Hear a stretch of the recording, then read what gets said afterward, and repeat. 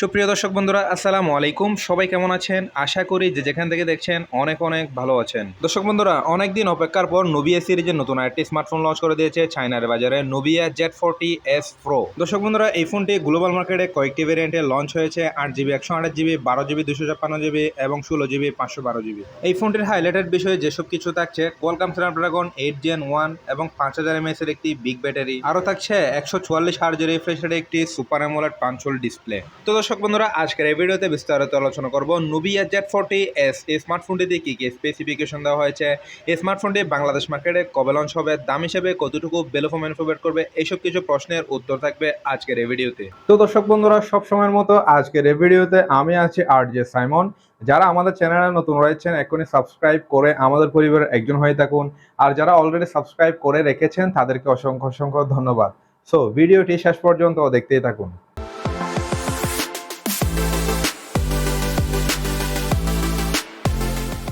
প্রথমে যদি স্মার্টফোনটির লুক আর বিল কোয়ালিটি নিয়ে যদি কথা বলি, স্মার্টফোনটি দেখতে যথেষ্ট চমৎকার একটি প্রিমিয়াম লুকসের ডিজাইন। অবশ্যই এই ফোনটির রিয়ার প্যানেলটি দেখতে অন্যান্য ব্র্যান্ডের ফোনের চেয়ে অনেকটাই ব্যতিক্রম দেখাচ্ছে। ফোনটির রিয়ার প্যানেলে আসলে দেখা যায় খুবই সুন্দর তিনটি ক্যামেরা মডিউল, তার পাশে রয়েছে একটি ডুয়াল এলইডি ফ্ল্যাশ লাইট। অবশ্যই রিয়ার প্যানেলটি দেখতে যথেষ্ট চমৎকার দেখাচ্ছে। ফোনটির সিকিউরিটি সিস্টেম হিসেবে দেওয়া হয়েছে আন্ডার ডিসপ্লে ফিঙ্গারপ্রিন্ট সেন্সর, যেটি খুবই ফাস্ট এবং অ্যাকুরেট বলে জানা গিয়েছে। এই ফোনটির ফ্রেম ম্যাটেরিয়াল থাকছে অ্যালুমিনিয়াম এবং রিয়ার প্যানেলটি থাকছে গ্লাস বডি। এর ওজন রাখা হয়েছে 205 গ্রাম। তারপরেও দেখতে খুবই স্লিম হালকা পাতলা একটি ফোন, যার কারণে এক হাতেই খুব ভালোভাবে ব্যবহার করা যাবে। এই ফোনটি কয়েকটি কালারে পাওয়া যাবে: ব্ল্যাক, স্টার ব্ল্যাক এবং সিলভার।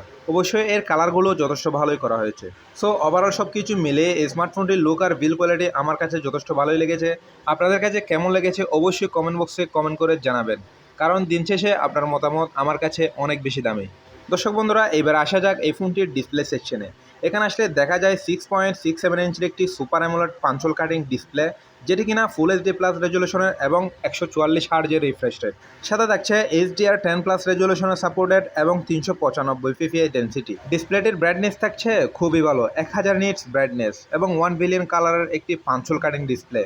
দর্শক বন্ধুরা, এই ফোনটির ডিসপ্লে পারফরমেন্স কেমন হবে? এক কথায় বলতে গেলে 1 বিলিয়ন কালারের একটি ফুল এইচডি প্লাস রেজুলেশনের সুপার অ্যামোলেড ডিসপ্লে হওয়াতে শার্পনেসের ঘাটতি একদমই হবে না। 144 Hz রিফ্রেশ রেট হওয়াতে টাচ রেসপন্সটাও অনায়াসে পেয়ে যাবেন। আর এই ফোনটি আউটডোরে ব্যবহার করতে গেলে কোনো ধরনের ব্রাইটনেসের ঘাটতি একদমই ফিল হবে না, কারণ এখানে থাকছে 1000 নিটস ব্রাইটনেস। তো দর্শক বন্ধুরা, সব কিছু মিলে এখানে একটি খুবই সুন্দর পাঞ্চল কাটিং সুপার অ্যামোলেড ভালো একটি ডিসপ্লে প্রোভাইড করছে এই ফোনে। এইবার আসা যাক এই ফোনটির ক্যামেরা সেকশনে। ফোনটির রিয়ার প্যানেলটিতে আসলে দেখা যায় খুবই সুন্দর তিনটি ক্যামেরা মডিউল, যার মেন ক্যামেরা হিসেবে থাকছে 64 মেগাপিক্সেলের একটি ওয়াইড অ্যাঙ্গেল লেন্স, যা f1.6 অ্যাপারচার, এবং সেকেন্ডটিতে থাকছে একটি 8 মেগাপিক্সেলের প্রাইস্কোপ টেলিফোটো জুম লেন্স, যা f3.4 অ্যাপারচার, এবং থার্ডে থাকছে একটি 50 megapixel ultra wide angle lens, যা f2.2 অ্যাপারচার। তো এর রিয়ার ক্যামেরা দিয়ে সর্বোচ্চ ভিডিও শুট রেকর্ড করা যাবে 8K রেজুলেশনে। ফোনটির সেলফি ক্যামেরা হিসেবে দেওয়া হয়েছে 16 মেগাপিক্সেলের। সেলফি ক্যামেরাতেও সর্বোচ্চ ভিডিও শুট রেকর্ড করা যাবে 4K রেজুলেশনে। দর্শক বন্ধুরা, সবচেয়ে ভালো ব্যাপার হচ্ছে এখানে একটি জাইরো ইআইএস স্টেবিলাইজেশন ফিচারটি দেওয়া রয়েছে। এর মেন ক্যামেরা সেন্সরে ফটোশুটের ক্ষেত্রে ওআইএস এবং ভিডিও শুটের ক্ষেত্রে জাইরো ইআইএস স্টেবিলাইজেশন ফিচারটি দেওয়া রয়েছে। এর ক্যামেরার স্পেশাল ফিচার হিসেবে থাকছে ISO controller, high dynamic ranging mode, HDR, face detection এবং প্যানোরামা। এছাড়া আরও অনেক ফিচার দেওয়া রয়েছে এর ক্যামেরা সেকশনে। তো দর্শক বন্ধুরা, সব কিছু মিলিয়ে এর ক্যামেরা পারফরমেন্স কেমন হবে? আমি বলবো সবচেয়ে ভালো ব্যাপার হচ্ছে এখানে 8K রেজুলেশনে ভিডিও শুট রেকর্ড করা যাবে, এটি একটি ভালো ব্যাপার। আর দ্বিতীয়ত, এখানে একটি 50 মেগাপিক্সেল আলট্রা ওয়াইড সেন্সর থাকার কারণে খুব ভালোভাবে ফটোশুট করা যাবে এই ফোনে। সো ওভারঅল এক কথায় বলতে গেলে এখানে একটি দুর্দান্ত ফ্ল্যাগশিপ লেভেলের ক্যামেরা পারফরমেন্স পেয়ে যাবেন এই ফোনটিতে। কথা বলা যাক ফোনটির অপারেটিং সিস্টেম নিয়ে। ফোনটি রান করবে অ্যান্ড্রয়েড 12 ভার্সন, আর ইউআই হিসেবে থাকছে MyOS 12 ভার্সন। এই ফোনটির ফোর্স অ্যান্ড বাটন হিসেবে থাকছে power button, volume rocker, speaker guild এবং ইউএসবি টাইপ সি 3.1। দর্শক বন্ধুরা, দুঃখের বিষয় হলো সত্যি যে এই ফোনটিতে 3.5mm হেডফোন জ্যাক ব্যবহার করা যাচ্ছে না। ফোনটিতে দুটি সিম কার্ড স্লট ব্যবহার করা যাচ্ছে, পাশাপাশি কোনো এক্সটার্নাল মেমোরি কার্ড ব্যবহার করা যাচ্ছে না।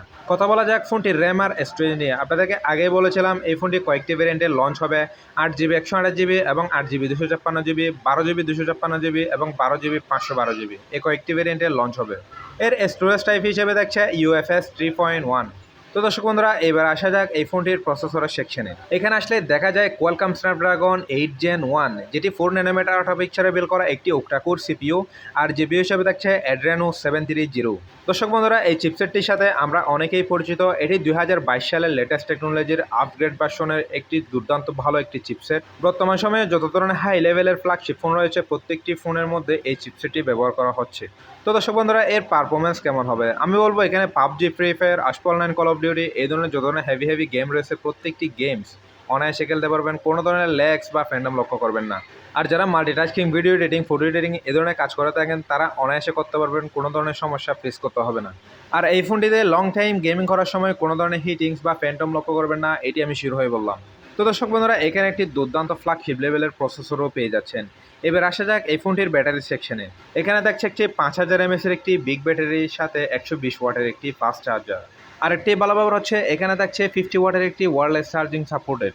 দর্শক বন্ধুরা, এই ফোনটি একবার ফোর্স চার্জ করতে সময় লাগবে 14 থেকে 15 মিনিটের কাছাকাছি। দর্শক বন্ধুরা, এই ফোনটির ব্যাটারি পারফরমেন্স কেমন হবে? আপনি যদি হাই প্রো লেভেলের ইউজার হয়ে থাকেন অনায়াসে একদিন প্লাস ব্যাটারি ব্যাকআপ পেয়ে যাবেন, কারণ এখানে থাকছে একটি ফ্ল্যাগশিপ লেভেলের দুর্দান্ত 6 ন্যানোমিটারের একটি প্রসেসর। দর্শক বন্ধুরা, এই ফোনটি অলরেডি গত সপ্তাহে চায়নার বাজারে লঞ্চ হয়ে গিয়েছে। আগামী 1 মাসের মধ্যে ইন্ডিয়ার বাজারে লঞ্চ হয়ে যাবে।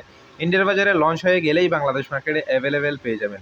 আশা করা যায় আগামী 1 থেকে 1.5 মাসের মধ্যে বাংলাদেশ মার্কেটে এই ফোনটি আনঅফিসিয়ালিভাবে পাওয়া যাবে।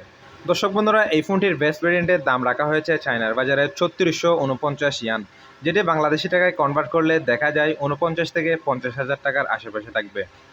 আর ইন্ডিয়ান মার্কেটে এই ফোনটি লঞ্চ হলে এর বেস্ট ভেরিয়েন্টের দাম হতে পারে 41 থেকে 42,000 রুপির আশেপাশে থাকবে।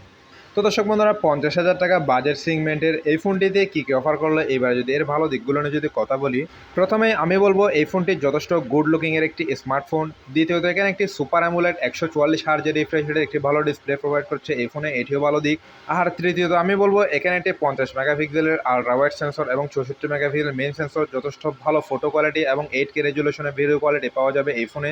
চতুর্থত, এখানে একটি যথেষ্ট পাওয়ারফুল গেমিং চিপসেট অফার করছে এই ফোনে, এক কথায় ফ্ল্যাগশিপ লেভেলের। আর সর্বশেষ 5000 mAh এর বিগ ব্যাটারির সাথে একটি 120 ওয়াটের ফাস্ট চার্জার। দর্শক বন্ধুরা, এরকম প্রাইস পয়েন্টে এই ফোনটি কি অফার করলো এবারে আপনারা জেনেছেন। দর্শক বন্ধুরা, এই ফোনটি আপনার জন্য কেমন হবে? আমি বলবো এখানে যথেষ্ট ভালো কিছু অফার করছে এই ফোনে। এবার আসলে আমাদের দেখার পালা এই ফোনটি লঞ্চ হলে কেমন পারফরমেন্স করে থাকে। দর্শক বন্ধুরা, আপনাদের যাদের 45 থেকে 50,000 টাকা বাজেট সেগমেন্ট রয়েছে তাদের জন্য আরো দুটি ফ্ল্যাগশিপ ফোনের ইনফরমেশন রয়েছে। প্রথমটি হলো মোটো X30 Pro, দ্বিতীয়টি হলো lenovo Legion Y70। দর্শক বন্ধুরা, এই দুটি ফোনের রিভিউ অলরেডি দেওয়া রয়েছে আমাদের চ্যানেলে, চাইলে সেখান থেকে দেখে নিতে পারেন। ডিসক্রিপশন বক্সে লিংক দেওয়া থাকবে। আশা করি ওই দুটি ফোনের রিভিউ দেখলে আপনাদের অনেকটাই হেল্পফুল হবে। আই হোপ এই স্মার্টফোনটি সম্পর্কে আমি আপনাদেরকে বিস্তারিত এক্সপ্লেন করতে পেরেছি। এরপরেও যদি কোনো কিছু জানার থাকে অবশ্যই কমেন্ট বক্সে কমেন্ট করে জানাবেন। সো ভিডিওটি যদি সত্যি ভালো লাগে থাকে তাহলে অবশ্যই একটি লাইক করবেন। আর যারা আমাদের চ্যানেলে নতুন রয়েছেন এখনই সাবস্ক্রাইব করে আমাদের পরিবারের একজন হয়ে থাকবেন। তো আপনার একটি সাবস্ক্রাইব আমাকে করতে পারেন নিত্য নতুন আপকামিং স্মার্টফোনের ভিডিও বানাতে সহায়তা করে। সো দেখা হবে নতুন একটি ভিডিওতে। সবাই ভালো থাকবেন, সুস্থ থাকবেন। আল্লাহ হাফেজ।